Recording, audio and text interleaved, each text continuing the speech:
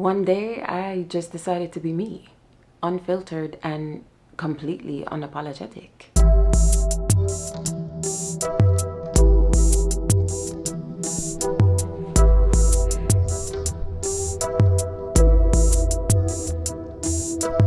I never really knew I was hiding my true self, honestly, because I just thought I never really voiced my opinion on certain things, and most of the time it just wasn't my business. And then other times it was just like, okay, I would say something, but someone would get extremely offended, and I'm just like, maybe I'm just a little harsh. And yes, given I am very harsh sometimes, because honestly, I I can say something and mean very well, and the other person takes it so to heart, because it's just like, oh my gosh, no one has ever said that to me in that way. And I'm just like, okay, well, I'm not gonna lie to you, and I'm not gonna sugarcoat anything to make you feel better. If you can't take the truth 100%, then I'm just not going to give it to you. I realized that after doing that for a long time, because one of my experiences with doing that, I was in college and we were critiquing each other's artwork, and I just normally said what came to my head whenever it was my turn. And this one guy was like, oh my God, I would not want to ever work for you. Completely oblivious to everything. I was like, what do you mean? The professor was like, oh, well, you could have said that a little bit nicely. And I'm like, well, that would be sugarcoating it, and he wouldn't understand fully the scope of everything that I was trying to say. What I realized over time is that a thing started happening where almost everyone in the class stepped their work up because they wanted to hear what I was gonna say about it. I was like, okay. But before that, it was like, oh, maybe I shouldn't be so harsh. I was like, okay. And then over the years after leaving college, when that actually became a little embraced in that class, where it was like, hey, it's okay to say what you think, just be a little nicer. And I was like, you're gonna get it as you get it. If you don't like it, just leave it. Literally, that's it. So after college, dealing with people outside in the real world, people don't like to hear the truth sometimes. And I learned that, you know what, I'm just gonna keep my mouth shut. That's what I'm gonna do. I'm just gonna keep my mouth shut. And that caused me to just basically retreat from everything, from voicing opinions, from basically doing anything. Like, I would just give up the reign and have somebody else take control, where I'm just like, you know what, it's fine. I'll just stay here and do whatever you want to do. And one day it just clicked, where it's like, you know, you can't keep doing this, because you haven't really done anything for you for a very long time. You haven't said exactly what you wanted to say for a very long time. And that's not very helpful for your mental health. I was like, you know what? I'm not going to stop myself from being 100% me, so other people can feel more comfortable around me. A lot of people weren't happy with that. And what I realized is that they enjoyed the dull version of Jody. They didn't enjoy the spiciness, the everything that comes with me being just me. They'll always be like, oh, you're doing too much. Oh, you're talking too much. Oh, something too much. And I'm just like, I'm not even being too much. I'm literally just being myself. And that is too much for you. What the hell am I supposed to do in this situation? And then I realized, once I started not caring about what you felt about the situation, that I'm just genuinely being myself. Because I know when I'm being too much from when I'm just being me. And if you can't just take me being me, then you're not really a friend. And when I made that transition from being so docile that I allow other people to basically control my personality and how much of my personality I give out, I lost friends left, right, and center. And you know what? They weren't really my real friends. That's the best part about it. It's like they enjoyed a dull version of me, not the real me. And once the real me started showing, they started running, which was a great thing because that opened up a lot more space for more authentic people who admired me for me to come in. And that's one of the things that I'm just like, oh man, if I knew this, I would have done this a lot earlier. When you've learned that you being yourself means that you can never fail at whatever it is that you're trying to do. You're only finding the best route for you to do this thing your way. Your self-confidence goes through the roof because at that point, no one can tell you anything. No one can tell you, oh, this is not going to work, because at that time, you're not trying it to please them. You're trying it to find the best way you can do it. And once you know, all you need is to trust yourself and do exactly what ideas come to you and what your gut feeling is telling you to do. Who's going to stop you? What obstacle is going to literally stop you?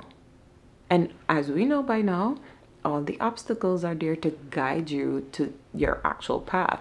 So when you start looking at that and you stop being the victim and you stop thinking, oh, why does this happen to me? All of this, you actually start looking for the solution instead of focusing on the problem. Your self-confidence is just everything. Everything. Like, no one can tell you anything. They could try.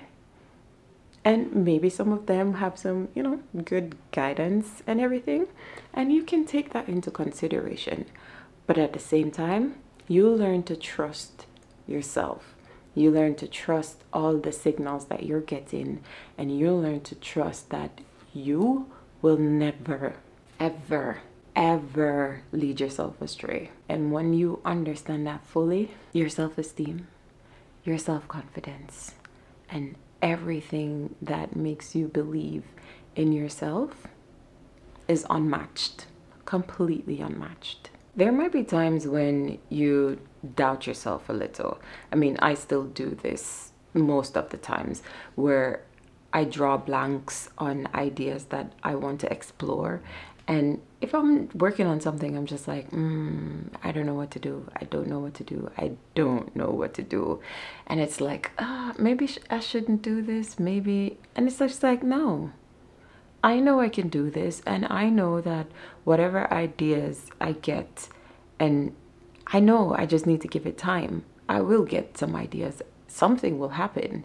And you see, once you realize that you have just taken yourself out of the self-doubting energy, you literally talked yourself out of that and put yourself back into your self-confidence energy where you're just like, I know I got this. Everything will be all right.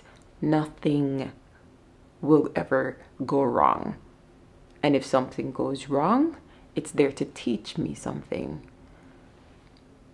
Almost instantly you get an idea as a reward, because it's like, hey, you didn't stay in that negative energy where you're talking down to yourself and doubting yourself and making yourself feel like you're not worthy or anything. You took yourself out of that really quickly too. And as a reward, here you go. Here's some ideas you can actually get to pursue. And oh, you're gonna love this one. And you're just like, I just needed time. I know I can do whatever. And I know the ideas always come to me. So whenever I'm not in the headspace for that, or it's not coming through, then that's quite okay. I know it's gonna come through.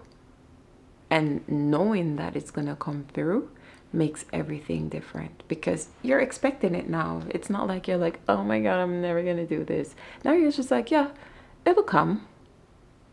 When it will come, I don't know. It may show up now, it may show up a couple hours from now. I mean, I need it today. I would rather have it today. So once it shows up today, and you know what? Once you set that intention where you're just like, yeah, I need this today, it's gonna come. There are exceptions, of course, if you're like not in the right frame of mind and everything, or if you're not ready to do that thing. But you know, it's gonna come. So there's no doubt. Your courage to be your silly, down-to-earth, unfiltered self not only boosts your self-confidence and makes you feel like you're invincible, you become an inspiration to others. Other people will look at you and be like, wow, I wish I had the courage to just be myself, because what you're doing is standing out in a world that exalts looking, thinking, and being exactly alike. You're gonna stick out like a sore thumb, and you're completely fine with that, because whenever you're around other people, they're not gonna understand who you are really, because you don't remind them of everything that they're seeing. They're gonna look at you like, wow, you're just really different. You just live in your own world. And you're like, yes, I'm being exactly who I am. And that makes a lasting impression on them, because you're not trying to pretend to be anybody else. What's the sense? That person's already taken. Why not just be yourself fully? So they see that in you and become very inspired to maybe even try be themselves and to learn how to be themselves, because a lot of people don't know how to be themselves. They just see what they're seeing and try to emulate that. It's not their fault. It's really not, because again, society makes it feel like you have to do and be and look the same in order to excel, when it's simply not true, because everybody loves somebody who is authentic, somebody who is literally just themselves, who's not trying to pretend to be someone else, because when they're around that person, they don't feel like something's missing.